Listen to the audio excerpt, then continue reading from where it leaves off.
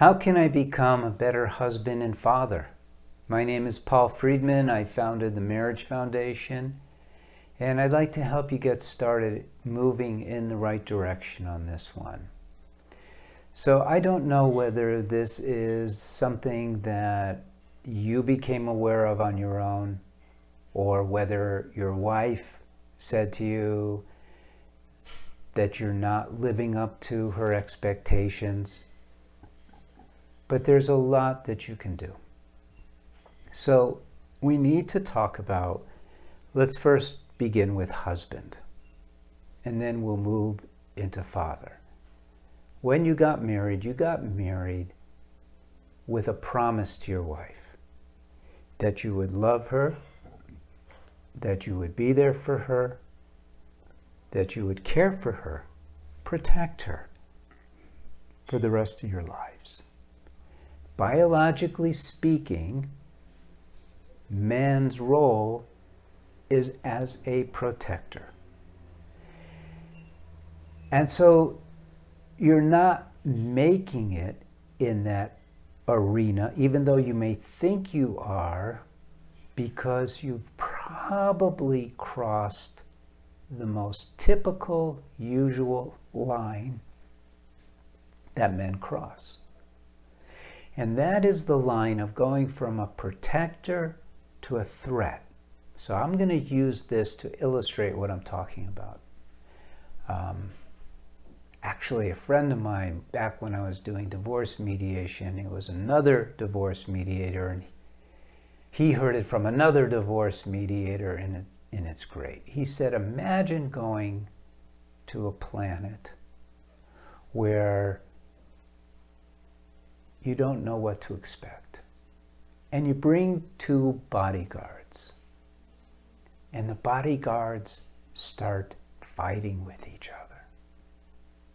Whoa, you're in trouble, right? So that's what happens to your children when you're not getting along with your wife.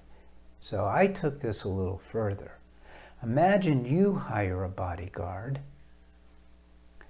and you're walking down the street, a very loyal, good bodyguard, and then he pulls out his gun. He says, I could shoot you in your head right now, and I would totally get away with it. Man, that guy's gone right then and there, or the next day by memo, because you don't really want to get near him because he's threatening. Well, with our wives, what we tend to do, if we're not educated about this, is we forget that our power is in all the areas. Our power to protect is in all these areas that effectively protect. Like, if someone's coming at you, you may act sternly. Okay, you're not going to pull out a gun necessarily, but you're going to act sternly. So you better back off. So you use that tone of voice, and the person goes, okay. Now your wife, who is the protectee, when you use that tone of voice on her, it has the same effect as if she were an enemy, but worse. It's a betrayal. This is the number one mistake that men make. They raise their voice, and you could say, well, she screams at me, but it's not the same. Men raise their voice. They speak sternly. They take charge. They put themselves in a position of commanding officer. All those things betray your marriage vows. You're supposed to use your powers only for protection. Now, it's the same thing with children, especially girl children. If you behave in that manner, they will fear you rather than feel loved and protected by you. This is subtle stuff, but it really is profound because it really does have the effect. Now, I'm not saying you don't discipline your children. You could spank your children. Well, I shouldn't say that because these days you can't spank your children. Even when I raised my children, 2 of my kids begged me to spank them so they would have that experience. But you can be diplomatically utilizing your strength with your children. They need to understand, and your wife needs to understand, that your power is their resource and not a threat. So that's number 1. That's number 1.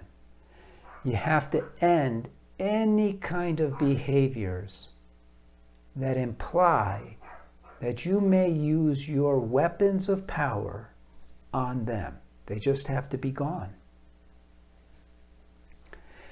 Doesn't do any good to apologize for any past mistakes, but you can say, wow, I didn't know about this. I've learned this to your wife, not to your kids. And now I'm going to be aware of it. So the second step, so that's proactively reducing the negative part. It's huge. It's probably 80% of it or more for most men. The other thing is proactively expressing love. Not in the form of, but expressing love. How do you express love?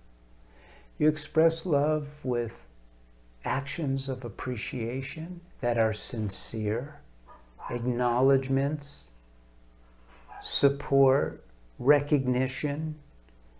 For women especially, listening is a big way to express your love. To proactively listen. How was your day? What happened? Wow. Really get into it. Understand it. And really try to understand it from her point of view as a woman,